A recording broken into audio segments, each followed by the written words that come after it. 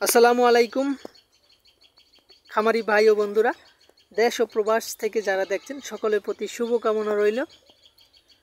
আপনারা যারা খামার সেক্টরে জড়িত আছেন, গরু ছাগল পালন করতেছেন, সবারই একটা সমস্যা যে ঘাসের সমস্যা। ঘাসের পর্যাপ্ত পরিমাণ ঘাসের জোগান নাই, সেজন্য অনেক পরিমাণ দানাদারের খাবারে খরচ চলে যায়। তো সেজন্য আমি বলবো আপনারা পর্যাপ্ত পরিমাণ ঘাস চাষ করেন এবং তারপর খামার শুরু করেন অথবা খামারটা বড় করবেন।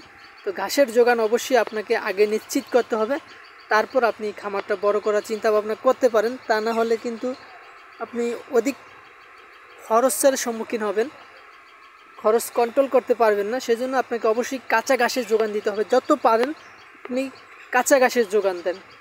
কাঁচা ঘাস নিশ্চিত করে আপনি গরু ছাগল পালন করা খুব একটা কষ্টসাধ্য নয়। যদি আপনার পর্যাপ্ত পরিমাণ কাঁচা ঘাস থাকে, সেক্ষেত্রে আপনি খুব সহজেই খামার বড় করতে পারবেন বা শুরু করতে পারবেন। তো আমরা এই ঘাসের কাটিংগুলো সারা বাংলাদেশে ডেলিভারি দিয়ে থাকি কুরিয়ারের মাধ্যমে। এই যে আমার সামনে যে গাছটা দেখতে পাচ্ছেন, এটা হচ্ছে ইন্দোনেশিয়ান স্মার্ট নেপিয়ার ঘাস। দেখুন, এই ঘাসগুলো নিচ থেকে উপর পর্যন্ত সম্পূর্ণ অংশে পাতা। এই ঘাসটা সর্বোচ্চ 5 ফুট হয়ে থাকে। তো আপনারা গরু ছাগলকে 3 থেকে 4 ফুট অবস্থা হলেই কেটে খাওয়াতে পারবেন। অধিক পরিমাণ সোপা হয়। অন্যান্য ভিডিওতে আমি দেখিয়েছিলাম যে এক একটি সোপে কী পরিমাণ ঘাস হয়ে থাকে।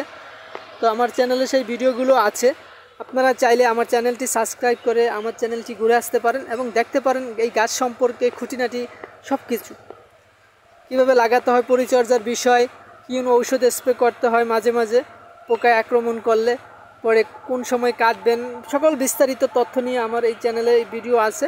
আপনারা আমাদের চ্যানেলটি অবশ্যই সাবস্ক্রাইব করে পাশে থাকবেন এবং ঘাসের প্রয়োজন হলে স্ক্রিনে দেওয়া নাম্বারে যোগাযোগ করবেন।